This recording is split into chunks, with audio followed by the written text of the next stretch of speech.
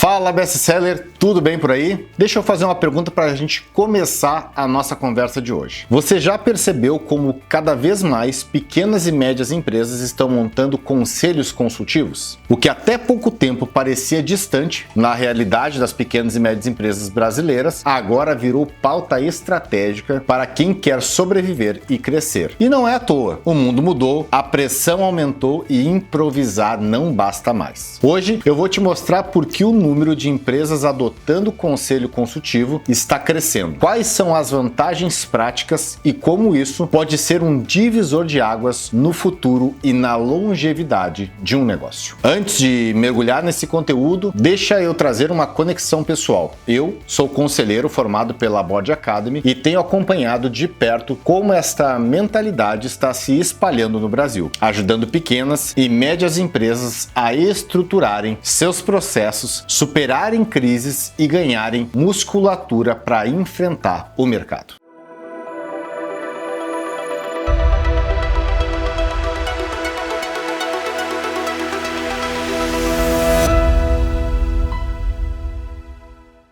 As pequenas e médias empresas chegam a representar mais de 90% dos negócios no Brasil e respondem por mais da metade dos empregos formais. Mas há um dado preocupante. A expectativa de vida média dessas empresas gira em torno de 5 a 10 anos. Isso significa que muitas não sobrevivem a uma década inteira. E o motivo quase sempre é o mesmo: falta de processos, de sucessão estruturada, falta de planejamento estratégico e, principalmente, falta de governança. É nesse contexto que o conselho consultivo aparece como uma solução prática. Bom, diferente de um conselho de administração formal, cheio de exigências legais e custos altos, o conselho consultivo é mais leve, acessível e flexível. Ele funciona como um fórum estruturado para discutir prioridades, revisar indicadores e orientar decisões estratégicas. Em vez de centralizar tudo no fundador, o conselho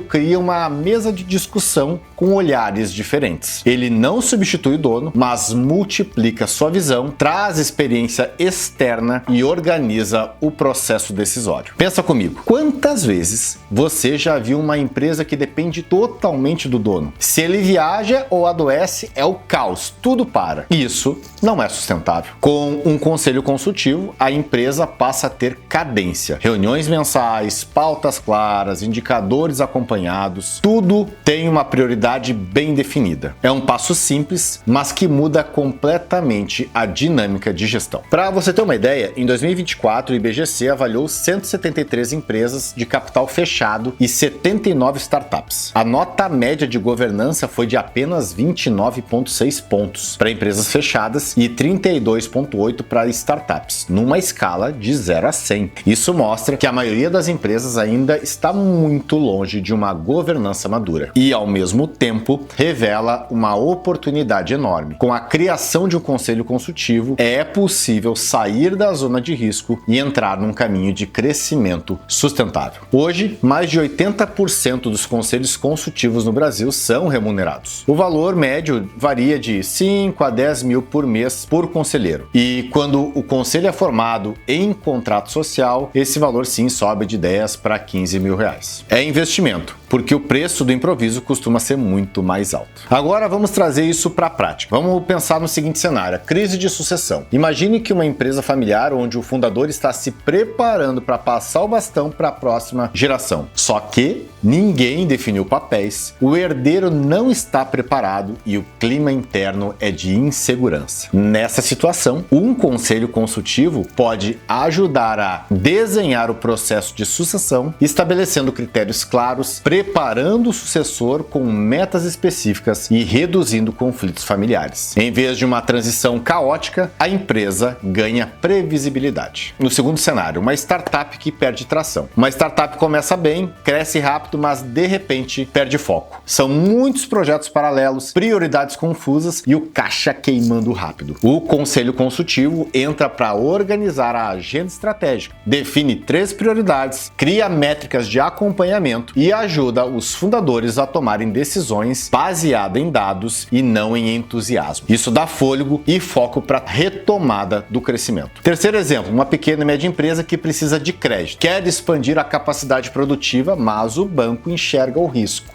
Quando a empresa apresenta que tem um conselho consultivo, atas de reunião, indicadores acompanhados e planejamento estratégico bem documentado, transmite muito mais credibilidade. O resultado é óbvio. As chances de conseguir crédito aumentam porque a instituição financeira percebe que existe governança e que os riscos são menores. Percebe a diferença? Não estamos falando de teoria distante. São situações concretas que podem estar acontecendo na sua empresa ou na de alguém que você conhece. Pesquisas da PwC e da KPMG revelam que muitos conselhos de empresas familiares ainda são dominados por parentes, com pouca diversidade e sem agenda de transformação. Isso limita a inovação e aumenta o risco de estagnação. Ao mesmo tempo, muitos empresários reconhecem: se nada mudar, suas empresas não vão sobreviver aos próximos 10 anos. E é justamente esse medo que tem acelerado a busca por governança prática, como os conselhos consultivos. Bom, um conselho não traz respostas mágicas, mas traz perguntas que mudam o jogo. É como no clássico livro O Executivo Eficaz, de Peter Drucker. No livro, ele dizia que a eficácia começa ao fazer as perguntas corretas. E é isso que um conselho consultivo faz. Provoca reflexões que o empresário dificilmente teria sozinho. E muitas vezes é esse desconforto que gera o crescimento. Quer um passo a passo simples para começar um conselho consultivo? Então vamos lá. Primeiro, diagnóstico inicial. Em uma reunião curta, já dá para identificar lacunas da estratégia, seja finanças, sucessão e pessoas. O segundo passo é definição dos membros. Escolha 3 ou 4 perfis complementares. Alguém forte em estratégia comercial, ou em finanças e risco, ou em gestão de pessoas, por exemplo. Terceiro ponto é um calendário e rituais. Uma reunião mensal, indicadores enxutos e prioridades claras para o trimestre. Quarto ponto é formalização mínima. Termo de confidencialidade e política de conflito de interesses. Quinto ponto, revisões semestrais. Medir evolução com base nas métricas do IBGC. Simples e eficiente. É o que Jim Collins mostra no livro Empresas Feitas para Vencer. Longevidade vem da disciplina brutal em manter foco